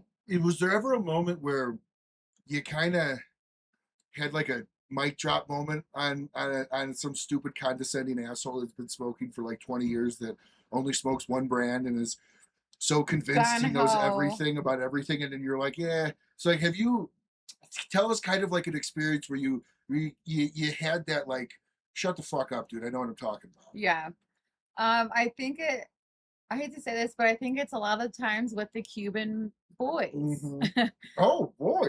Okay. It's not even the Cuban boys, but the boys that are constantly talking about the Cubans, and Oh they're like, you yes. know what I mean? And oh, like I can sit down and I can make cigars. It's like, okay, we'll sit down and make the cigar. You know what I mean? Like, show me if you can do it. You know what I mean? A lot of people, yeah, I don't know. There's so many boys that are like that. Have you Um, ever had somebody try to put their money where their mouth is with you and go, I could do it? Have you ever be like, all right, go do it, big boy? my ex was very much like that sometimes. And yeah, I'd sit him down and I'd be like, okay, well, he's like, oh, you have to show me how to do it. It's like, Oh, yeah, wow. okay, Well, okay, okay, okay. So you yeah, have to show. Oh, okay, you as yeah, a boy, you as a guy doesn't just exactly. naturally know how to roll a cigar. I've been in this So 5 years. I watched you do a wrapper 5 different times. I don't even think I could do it. it's a lot more detailed than it looks for sure. And I'm sure I make it look easy, which thank God, because it's taken me forever to get here. But when you sit down to do it, you do think it. You start thinking hard about it, right? You sit down and you're like, shit, which way do I cut this? And then also the tobacco tends to rip a lot. And Yes. so Well, learning we saw to, that actually. So I'm actually really happy that they got to see the actual delicateness of it. and it can be so difficult to Yep. make cigars that with your tobacco ripping like that. And if you buy a bad bunch, that's all of that tobacco that you just Mhm. bought that now you have to work with shit Oh essentially. yeah, You know what I mean? absolutely. So yeah, I think that that's, once you learn how to work with those imperfections and stuff, that's when you really start knowing what you're doing. You know what I mean? Like I remember I would watch Clay work around some of his imperfections and be like, damn, I hope to get there someday. That's a true artistry to Hmm. be able to look at it, place it, and if something happens, fix it. Yes. That is where that separates the amateurs from the pros. Was Hmm. when you can, it's okay, I'll cut through it. I know what to do. Yeah. Versus I would be like, Trash it. Trash totally. it. I'd probably go through half of what I bought just to get one good one. He would get so mad at me because I would wrap relief is more It's expensive. very expensive. And so I would go through more wrap relief making tobacco, right? Because I would throw stuff away. Oh yeah. So yeah, and so that's another reason why I don't teach people how to make cigars, because it's like, I mean, this cutter right here, this bad boy, these puppies, this one, is, I mean, you can tell these are old world tools. All right, this is a very old world tool. Yeah, if it ain't broke, Um, don't fix it. this thing was like $250. My molds in general are about $250. My press was like $1,500. So like all these tools add up. The tobacco, that's not even including the tobacco, right? And so like getting all the tobacco and messing up all the times, right? Like the amount of tobacco that I went through learning how to make cigars is wild. So I'm sure. I can't how many pounds you probably went through pounds. learning. I mean, Yes. that's awesome. But you've put out a good product. This thing is smoked Finally. great. I was going to actually ask if you would be so kind as to cut the Corojo I for would me, love to. 'cause what Yes. I've been I was eyeing. hoping we would smoke it at It least had one more. absolutely. Did you want The the Corojo. I'll save the whichever one we you got a think. pigtail and we have a We'll shag do foot. we'll do the pigtail for The the customer? customer. Okay, So let's that do way that. they get two pigtails So for he's the cat. smoking. So this is I gotta just show this off. This is one of my favorite cigars. I put the cap on it. So it's beautiful, but it also has this pretty shag foot down here. Yes, this is intended, right? It actually helps you catch fire to the end of your cigar a little bit better. But for me, it's an aesthetic thing. So like this is if I could say I have a signature looking cigar, this is it. A shag foot. Sorry, let me cut this. No. Now, what a lot of people too, where I have a lot of fun is when people think they know a lot about cigars, and then they have a. I love the like. I got my ex into cigars. Like she would smoke cigars. I would Yeah, buy boxes, for two her. boxes, one for me, Yeah, one for her. totally. She loved them, Yes. and I started getting hurt. Not we didn't go to the lounge often, but she would come out here. We would smoke all the time. Yes. And one of Small. the things that like Small. that she didn't realize that I don't even think a lot of uh quote unquote long-term smokers understand is that it's all women. The factories, most of your rollers, women, all your bunchers, women. The dexterity in female hands is much better. The vision for the color, the representation for the sorting, it's predominantly women. Detailed. Within inside of the factories, the men are working outside and the women are working inside rolling. If you smoke cigars, you got a problem with women smoking cigars with you, don't buy cigars, because odds are it A was woman rolled by made a woman it. or Yeah. sorted or in some fashion touched. And I think for a lot of people that's shocking. I love that you're talking about this because you talked about earlier about how it's like being a woman in the industry. And you only say that because we're here in America. Mm-hmm. But if we were in the islands like you're speaking of, it's all women. All your women are And they're all blending smokers and too. binding. Oh yeah, much more than we are. They make us look like a bunch of jokes. Mhm. These women, it's the women that are making the cigars. They are so detailed. It's true. Our hands are smaller, much more detail oriented. I know where and how to cut the tobacco. I know, you know what I mean? Men can too, obviously.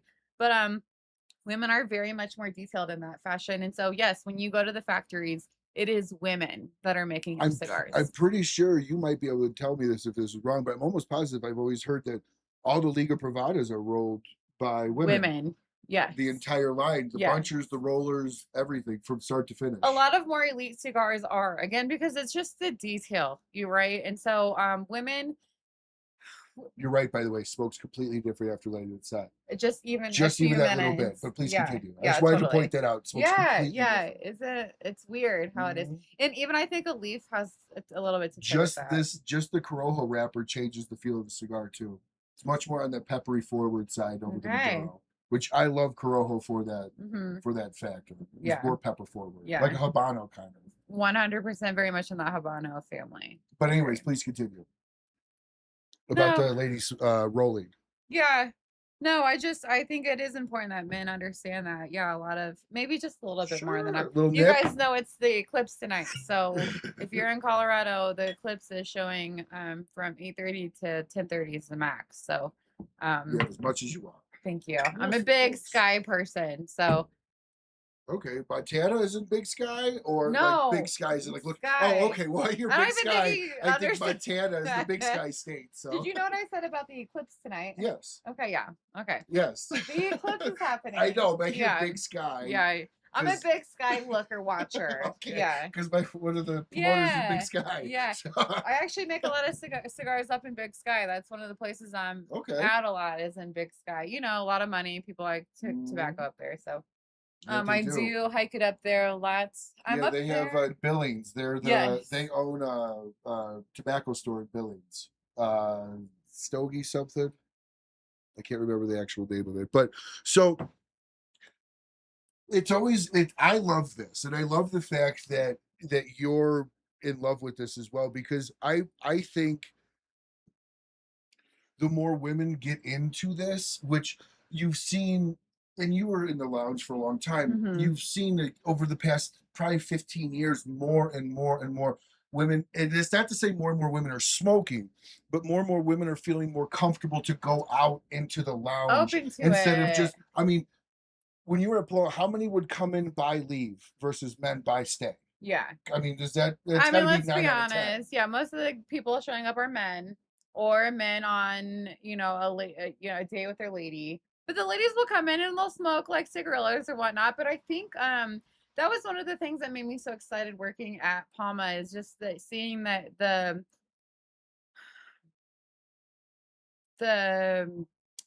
range of people coming in there, right? There's so many young people getting involved now. I think for a while it was just all your Yes, grandfather. Bruce, we made sure we refilled her glass. He said her glass was empty. Thanks for looking out. It's very important, right? I'm having a very good time, you can tell. But no, so when because I noticed that when I go to the smoking cave, I would see a group of women come in. Yeah. They would go through the lounge. They would buy. They would leave. Yeah. Like No. it wasn't as much as, I don't know. Is it like? So that's what I was saying. Like, I think the diversity is coming in a lot more. And that's what I liked about working in the industry is because you do see it. Like, when we think of tobacco smoking, right, we think of our grandfathers or like somebody old smoking, right? But really, there's so many, like, especially during COVID, I saw so many, even just younger guys coming in and getting involved, which made me excited because it's like for a minute there, I thought that we lost the art of smoking, right? Like it had cigar smoking had died there for a minute. I wouldn't say completely died, but it was lost there for a minute. And so it's just nice to I know you guys are laughing at something else, but No. but it's just nice to see the diversity. So I think it's I coming love it. back. Like I with love it. women, like even up at Casbar, for any ladies that are watching, we have a women's night every single Wednesday at Casbar. And I typically roll cigars up there on Wednesday at ladies' Oh. night. And so I think that it's very much coming back for not only younger people, but for women. Women, and I always say this too, specifically with women, it's just like women that get upset with their husbands smoking tobacco, like please keep in mind that it could be so much worse, You'd be right? smoking a lot worse, especially here in Colorado. And I always say that. So like women, and like even men, like if your woman gets upset with you for smoking tobacco, I just feel like that is, I don't know, not realistic. You know what I mean? We I could agree. be smoking meth out here. We're not. We're smoking No, tobacco. And so that's the after show, guys. We could join that one after. No, I'm just kidding. you're all are on your own. I'm totally kidding. We have all of our teeth. Dead giveaway. But yeah, I think it is coming back. So, and I'm excited. I feel like we are that like wave of people that are bringing agree. it back. I So agree. And you know what's fun is my daughter, the entire time she's been alive, I've obviously been smoking cigars. She loves the smell of them. yes, She actually says, "Daddy, can I have a cigar with you?" So we go for a walk. I've got these she wants to smell I've it. got these rubber little chewy things, Yeah, and she'll put it in her mouth and hold it like that. it's a way of life. Great. And we were up in It's Netherlands. like a bonding thing. It is. But it's like forever. She smells a cigar. It'll always She's be gonna me. think of you. But what's so funny is I got to see a I love dramatic that. difference of like my buddy who smokes cigars every so often, usually when Mhm. I'm around, Mhm. up in Netherlands, and we were putting our daughters down, well, giving them a hug goodnight, and I walked up to my daughter, gave her a hug. She goes, "Oh, Dad, you smell so Smell good." good. And like I heard in the other room, he goes up to his ear, You he's like, "Dad, you stink." stink. And I walked outside, I was like, "Whoa, that was a difference." Like my daughter was like, "Oh, it smells so good," like full on Joe Biden, like straight up sniff, right? And like it was so funny, and it's so cute because she's like, I love the smell of them. You know, she'll come in, she'll open my You're raising a humidor. trooper there. Well, I want her to know that just because I'm doing something doesn't mean she can't. And Of I would love course. to have that day. Maybe it's not an all the time. Maybe it's only with me, and I'm totally fine with that. Maybe it doesn't happen. But I always want her to know that it's something. If you want to do it, it's always open to you. And not only that, but what you said earlier about it always reminds her of you. Like that comment that I have so many times of women, young women, older women coming into the shop and saying, it reminds me so much of my grandfather. You know what I mean? It very much brings back a root memory of, people that are special to you. So I think that's very special. Tobacco can do that, can bring that peace. So, what in your mind, what makes a lounge quote unquote female friendly versus a unquote unquote female friendly? Like if you had to mentally explain that to somebody, how would you explain that? Um, Does that make sense? yeah, for sure.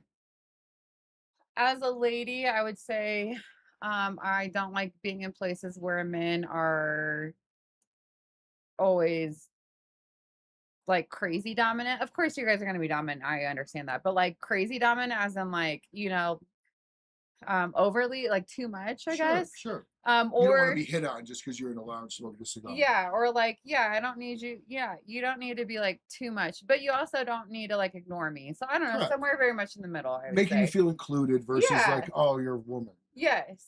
And just showing you, yeah, exactly, exactly. And I know a lot of you guys want to do that, but just even with women and like specifically pointing out stuff to women that that they're gonna like. Obviously, women and people that don't smoke a lot want something a lot lighter. And I would definitely point those people to Dominican. Anything Dominican is gonna be a little bit lighter of a smoke. And so any like first timer or like women smoker, I point them towards a lighter blend, right? And so even just educating women on what it is, because a lot of people, even just men, they think that these are they're intimidating and they're overwhelming if you don't smoke a lot. And so if you're talking to the right person about like what blends of smoke when you first start and that kind of thing, I think it really helps ease a lot of tension there, because it's like people, because it can be overwhelming. So you kind of layered into the next question I was going to have. Walk us through, perfectly actually, walk us through how you helped people find cigars that were connoisseurs, quote unquote, and newbies. How did you work that in? I will say that again, it's just so nice working in a cigar shop, because you have all this at your disposal to smoke. So I think the first thing for me is I was smoking everything I could to figure out what's in there, right? Like you can't describe blends and things to people if you don't know what they are. And so I think the first place to start is smoking a lot of your stuff, right? So you know what you're doing, what you're smoking, and that kind of thing. Um, Wait, what was the question? What kind of questions did you ask to put people inside of cigars? Like, what was your process of? I don't know what to buy. What would you start from there? Yeah. Um, I would start with regions. of tobacco. So, I mean, a newbie, I'm not going to be pointing them to Nicaraguan or Honduras, right? These are not going to be blends or brands that I point them to. I would be pointing them to a lot less to blends that are definitely less in strength, like medium minus, mild, that plus. kind of thing. Sure. So I More would definitely, Connecticut. yeah, I would be putting them in directions that are gonna obviously put them in different places. But you can just tell, people that have smoked and who haven't. I mean, I guess even just us talking, it's like, or when I'm making cigars for you, for my clients, it's like, okay, well, tell me what you like. You like peppery. You like it medium? You like it medium plus? Do Sure. you like, like, tell me what you like. And then I can start to place it with Yeah, what I'm going to do. absolutely. Definitely. Obviously, flavored stuff is, I don't make flavored shit. Okay, guys, I don't make flavored tobacco. That's not me. Okay. It's not something I gravitate towards. A lot of us, people that smoke, don't do that. But women that are trying to get into tobacco, that's typically what they like go for. So I would say start there probably. They smell good, and it's really the easiest way to get women involved. There's a lot of lounges that won't let you smoke flavored. I know. Well, here in Colorado, they're trying to outlaw the flavored ones too. So, but I would say a lot of newbies could start in that range. You know what I mean? What is a here at the end we always do some lightning round questions. So we'll start this. What is a pet peeve of yours for a cigar lounge? What's just something you're just like, just turns you off completely about a lounge? Like for me, it's the ashtrays always full. Empty the ashtrays. Like part of your job is to keep the ashtrays empty. Like to me, that's the little things to me make a lot. So what's something that annoyed you inside? It's interesting because you see it as a consumer where I saw it as I was working there. I'm like a Nazi about that. Like I always had clean ashtrays. So if you were to come to my lounge, they would be clean because I agree. I think that having the ego as a gentleman when you walk in and like I can feel the ego off of some men, and it's very off-putting. Sure. And so when I am trying to like explain or trying to say something to you and you're just not even there in the room with me, you're trying to already tell me it's something else. Correct. You're not giving you the chance to actually I don't like the ego-ness. Other than that, lounges are pretty chill. Honestly, I don't have a lot of beef with it. Good. I feel like that's the one place that and I don't even I hate to say this, but like, because I'm not a super political person, but I feel like a lot of, I feel even there, you know what I mean? It's a little bit more in alignment. So I will say it, that most of the cigar world floats a little bit more conservative. 100%. And I wouldn't even say red. I would just say that we're more traditional people. We are traditional people. Don't tread on me. The goalpost has been moved on us. Yes, it has. Yeah, 100%. Agree. We're more of like a don't tread on me type of person. Absolutely. And I like that kind of people, and so I have a hard time finding fault with that because we live in Colorado. Sure. So I'm very happy with that in our area, to be honest with you. What's your favorite rapper? And so two parts this one. What's your favorite rapper, and then what's a tobacco you would love to work with but haven't? Oh man. I know that there's some Japanese tobacco that I would like to work with, specifically some women, like more floral stuff that I would really like to work with. I don't know the name of it. I did get my hands on it once and I just didn't do anything with it. And I don't know, I don't even know where it's at anymore. But I'm so open to working with any type of tobacco. I personally like, it's different because I like working, like making tobacco. I like something more on the Connecticut shade to Corojo kind of wrapper leaf, which is a little bit more like thinner compared to Maduro. Maduros can be super viney and really hard to make sometimes. But I prefer a Maduro wrapper. So I like to smoke Maduros, but I would prefer to wrap something a little bit. So Sure. Yeah, it's different. So what's your go-to size? My go-to size, I like a Lancero, but a shorter Lancero. Sure. Or like a Panatella or a Corona, something like that. What is your favorite cut? I do enjoy a V cut or a punch, just depending on the shape of the cigar. Okay. Ish, don't hold it against anybody that says punch. What does he call it? Ish is not a punch guy. Oh, really? No, Oh, that's just something he teases. He teases. I about. love a punch. It has to be on the right cigar It because has to be on the right size. yeah, it has to be on the right shape and size. Mhm. A lot of people don't understand that your cuts are supposed to align with the shape and size of your cigar. Mhm. So, I mean, a V cut is really meant for a torpedo, right? But yeah, I mean, I do like a punch, my badish, but No. give me a good punch on like There's no bad. I It's know. everyone likes what they like. Ish just likes to give people great grief about it. Farmers Uh, smoking cigars, exactly. Like Yeah, that's the kind of stuff that I here we go. like. Yeah. Okinawa tobacco is really good, so he could get it for you. So it's very limited. So Okinawa. That would that's what be the I would have Japanese a tobacco yeah, I probably would is have a lot of referring people to. that would be like, wow, you could get So that. Yeah. Ish, like I said, we'll call him here after the show, and we'll make that connection for you. He'd be a good source just for anything. I'm very looking forward to that. So what is a historical person, not saying Jesus or Winston Churchill, that you would it could be a family member, somebody, anybody, somebody that's no longer alive anymore that you would smoke a cigar with, and which one of your cigars would you bring? Oh my gosh. That's like such a loaded question. That's the way we do it here at the Rocky Mountain Cigar Show. Yeah, no joke. I like that. Wait to hear the last question. Oh my god. There you go. My hero in general is my dad, but luckily, like thank the Lord, I still have my dad. So I get to hang out and smoke cigars with my dad and talk all the time. So if it weren't my dad, I would say maybe JFK. Very nice. Yeah. That'd I be a would fun love one. to see. Yeah, I would love to. Yeah. He'd probably swoon you a little bit. I mean, I'd be swooned by him. I'd be asking political questions. I'd be swooned. But yeah, I mean, I think JFK would definitely be up there. Other than that, man, I don't know. Maybe a big philosopher. I'm big into philosophy, so. Okay. And which one of your cigars would you bring for JFK? I don't know. I don't think JFK is a big smoker. I'd probably give him a Connecticut shade. Oh, JFK was a massive smoker. Oh, really? He actually cut off Cuba after ordering 2 pallets of Cuban cigars. Shows how much I know. No. So I would probably give him I'd probably give him my Cameroon with the Corojo. That has been my most popular cigar, so that's probably what I would give him. Very nice. Yeah.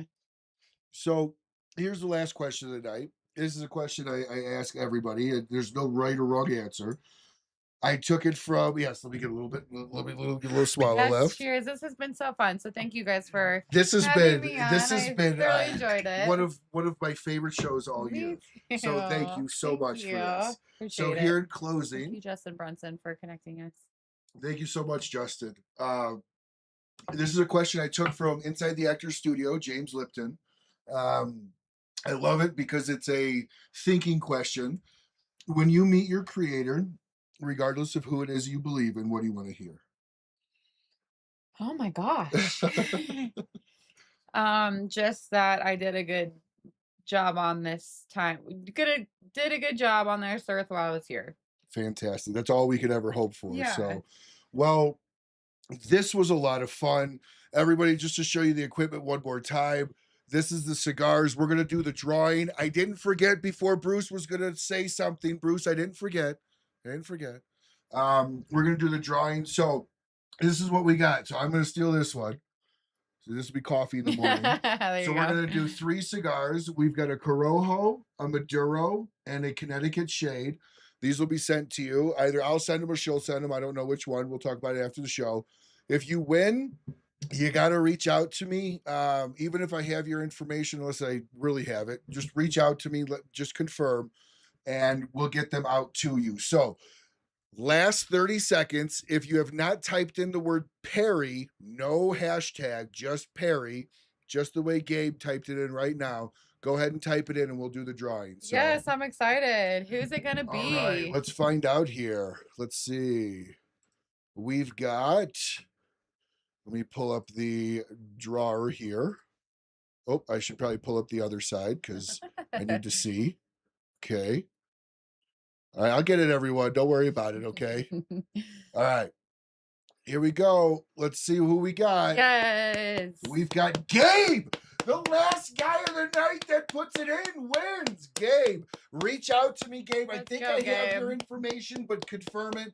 Reach out to me. We'll get you the cigars out. We've got 3 beautiful, handwritten for the first time ever on the Rocky Mountain Cigar Show. Yes. You're getting handmade cigars from the show that we did live tonight. Yes. And then we're going to have Perrie come back on the show. Yeah. And we'll probably have her at the start of the year and have her come on and do a bunching episode and maybe some additional wrapper episode.